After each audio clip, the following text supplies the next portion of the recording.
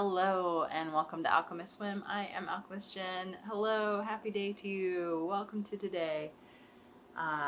Today's whim of the day shall be to talk. I'm going to talk a bit about printmaking and print planning. So I have some blocks that I have, some plans that I have, and just some ideas. So I figure it's a good day just to kind of talk. So here I go. And you might be talking back at me, but I don't know. I'm so sorry I don't know that.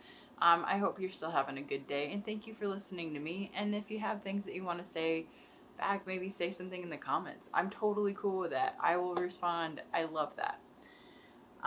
So I want to talk about printmaking. Printmaking is fabulous. If you haven't done it yet, you should totally do it. And if you did it in like high school or something, or in school or camp or something like that, you should totally pick it up again because it's amazing. You can even get like kits that have everything you need.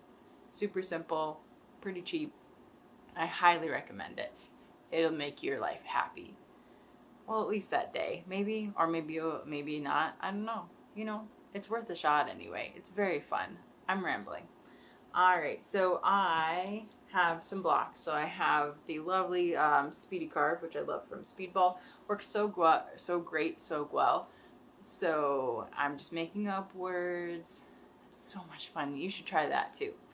Alrighty, so Speedy Carve works super great when printing on fabric. I like it because the edges of the fabric kind of give over the block pretty well. I usually end up pressing down onto the fabric from the top of the block, but they also work really well if you have the fabric on top and then the block as well too. And I should make use of my press. I have just a tiny press though. Some of my blocks are bigger. I'm working through my process there to see what my balance is to get my best prints. I feel like I've got some, honestly, some room for improvement there, but that's totally cool. That's part of the learning process. No art is bad art in that sense. Everything tells a story, and it's okay to let it be what it is. It can just be that and tell that part of your story and that part of your process. It's part of the thing, and it's totally okay. So I also have this beauty. It's not as thick. It's a different type of block. This one I'm gonna reach because I put the sticker above the camera, and I put that, but that looked awkward. This is a Jack Richardson Easy Cut Lino, and so that one took the sticker off. Is 9 by 12 inches, so it's a nice size, and I want to challenge myself to do bigger, and so to fill up this whole thing with one print. So that's my goal there. I was like, I'm gonna take a Sharpie and just do this on camera, and then I totally chickened out because I was like, I don't really know what I want to do, and I could do like a doodle block, and I'm sure I'd be happy with it, but I kind of want to go with a theme. I felt like I needed to pause there and think about what I wanted to do and how I wanted to use the block. So I think that's a pretty healthy thing too. So yes, it's valid and very good to just go forward with a random block. And I was ready to do it, and then I paused and I was like, maybe I want to do like an octopus, and then I'm like, well, how do I want to do the octopus? And I started asking too many questions, so I figure that was a good point to come back to instead of push through. So yay for blocks, different styles. I've never carved this, so it's gonna be fun on itself. So I think that's part of where I'm cautious, is like, how detailed can I go? Are my tools really what I want them to be able to do this? But I'll learn all that as I go. So I'm really cool with learning that. And I'm sure that I will think through the right thing for me to get really excited about it. So I'll think through the right design. I've got a bunch of fabric that I cut from the bandanas that I made. So I've got some sizes that actually work really well with this. So maybe I can work on some smaller type banners. So I'll play with it.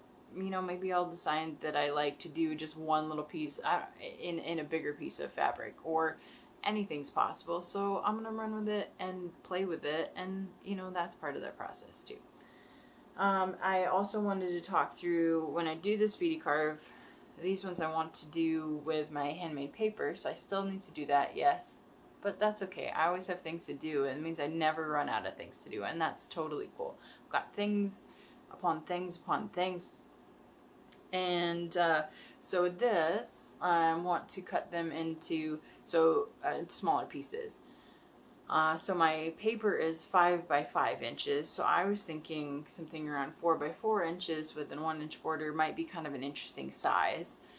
So a nice a little block, I can use that in multiple things too. So on the paper and do them as prints that way. I can use them in other things that I can build as well. So I can do anything. I was even thinking about some gallery style things that I could build that would be pretty cool, combining a couple things that I'm interested in. So I'll, you know, I'm mulling things over, I'm playing with ideas, and, you know, and that's the nice thing, is that there's always a place to go, and there's no shortage of things that I could do. So, so as I'm looking at these though, I had originally thought, and I've been thinking this for like such a long time and building this idea, that I really think I should go through it. I go up and down on whether I want to follow through, but I think that I do. So my original thought was to do folklore focus. And so I actually went to the book sale here in town, so that was a nice way to get some just some nice folklore books for, you know, inexpensively, super cheap, and also gives the books a home, so yay for books having homes. I have other folklore books, but these are the ones that I got this last fall at that sale. So this one is A Harvest of World Folk Tales, edited by Milton Rugoff and illustrations by Joseph Lowe. So lovely. I love how the price of this book was originally $3.25. It was published in 1949. See, that's pretty cool, right? This one was so that was the original published date, and then this issue was looks like it was done in 1968. So I think that's pretty cool. So there's that book, and I hope I got any of that, but it's just fun. I mean, like, what could go wrong with an illustration like that? I don't know if I've got enough of it in there, but so it's just got a nice collection of different folk tales.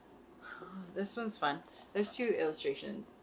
I'm just gonna show you. This is like show and tell now. This is Alchemist Show and Tell instead of Alchemist Swim. Now I just want to see what other fun illustrations there are. I'm probably passing some, but I have to know. I'm going to do one more and then I'll move on to the next book. It's kind of like a bacchanal, which I'm saying that and you're like, well, what does that mean? I'll show it to you. Okay. Hopefully I've got it in there. I am so sorry if I don't.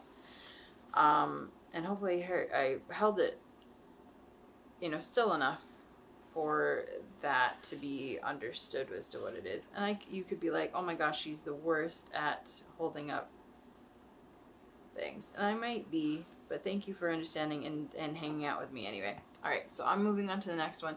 It's just fun because it gives me a chance to look at different books and to play with some different ideas, have different perspectives. A lot of them are things from, you know, different vantage points too, so that's always healthy. This next book is Beastly Tales from Here and There by Vikram Seth. So this one looks like is a more recent one. So originally published in 1993. 2001 was when these particular illustrations were added. This one's kind of fun. This is it's a cat and the cock. I had to reread that to make sure I said that correctly. So that's a fun illustration. And so that tells the whole story. There's a fox and delivering mail or something like that. So so lots of fun things. You can see I'm just kind of able to get some fun colors with the illustrations. It looks like some kind of dragony thing with a hill. So I just, I like inspiration in the sense of, you know, it helps really just look at things differently.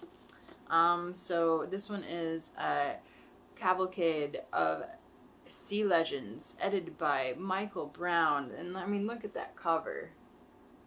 Just gorgeous. Just gorgeous. Those lines and watercolor illustrations. This one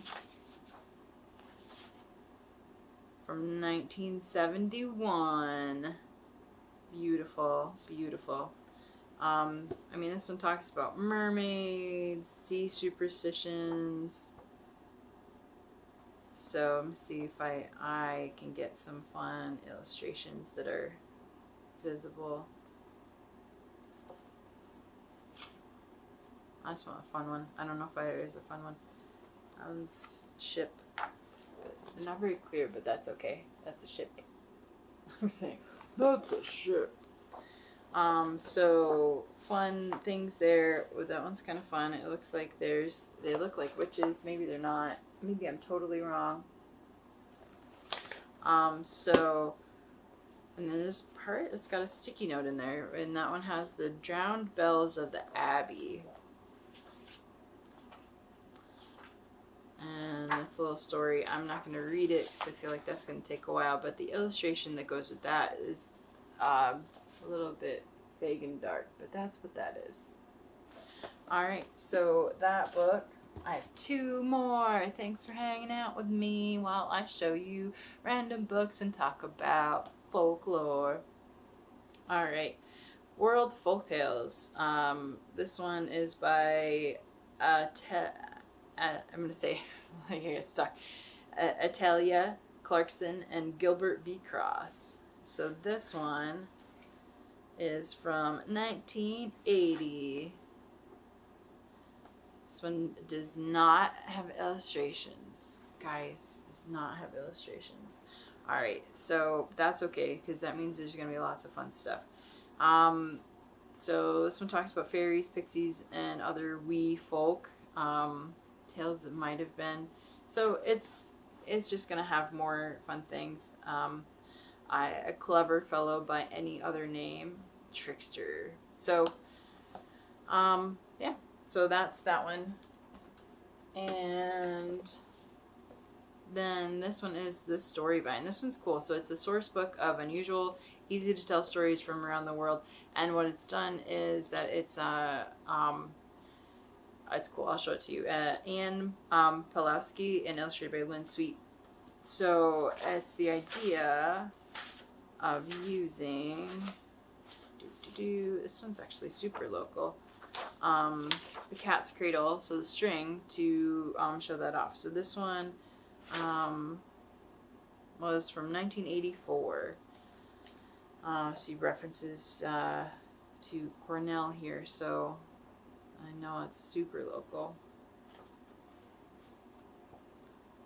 But using string to tell a story, but then also you're moving it to tell the tale. So this one, it shows you the motions and through the illustrations how to use the string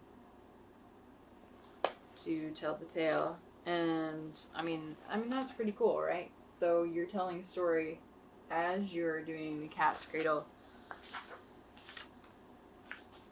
And there's another piece where they it has drawings. So this one is kind of drawing. It's drawing out like a little mouse or something. So it looks more like a cat if you do the rest of it too. So using lines to tell a story, to give information. So giving all this information here too, but there's lots of cool things. So these things that, I mean, they would be cool just illustrations. These are just great lines, and so using line to tell stories, to draw motion, to add depth to a story, and so illustration using it in a different, what do I want to say? Just a different maybe vehicle for telling a story, giving information. You know, every line matters, and so I've got a variety of different, you know, sources here, some inspiration, some things that help, you know, as I'm trying to think through some processes. Maybe I get a nugget of an idea here, and then I can gather some other information from someplace else, or you know, a line or something like that that can exhibit an emotion, or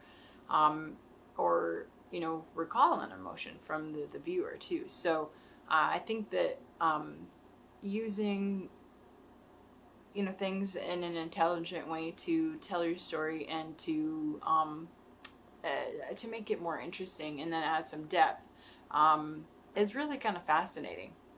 I'm looking at art and looking at intention behind creation, and you know, what that looks like on, you know, a scale of, you know, how do I want to go from this thing? Is it just a print? Is it just a bandana? Is it just, you know, a gallery piece? You know, how much do I want to put into it? Whether it be an emotional thing or a full story or a part of a story. So this is obviously going in another direction, kind of an intellectual, artistic feel. So once you bring in other elements, it's kind of fascinating to see where it can go. I mean, you can do anything you want to, and you can also be, you know, conscious of what your inspirations are, and maybe use things to help, you know, propel you in a certain direction. So, so that's my thought series for today. Is looking at printmaking, how to tell a story, how to use lines, how to, you know, use a space, even if it's small, to do something bigger than oneself, and to use it as part of, you know, your story too, or my story. The process of me making this one day is part of my journey. And then maybe, you know, the viewer, or even just you're watching my videos, or the person who ends up with the piece, you know, everything has an impact, and so it's pretty cool. So those are my in-depth thoughts of the day. That's my whim of the day, to talk about art, fun things that happen through the processes of making it, but then also using art and other things. I mean, the stories are definitely art, and all the things that have stemmed from them. I mean, these range from several decades, just in their processes, and so it's cool to be part of that and to include that in artistic work. So that's my ramble of the day, my whim ramble. Maybe I should call them that. What's my whim ramble of the day? And we'll see what my whim ramble of the day is tomorrow. Maybe I'll do something, you know, creative too. So I still talk a lot, but maybe I'll do something as well. Who knows? That's for tomorrow. Thanks for joining me. Have a super day. Toodaloo.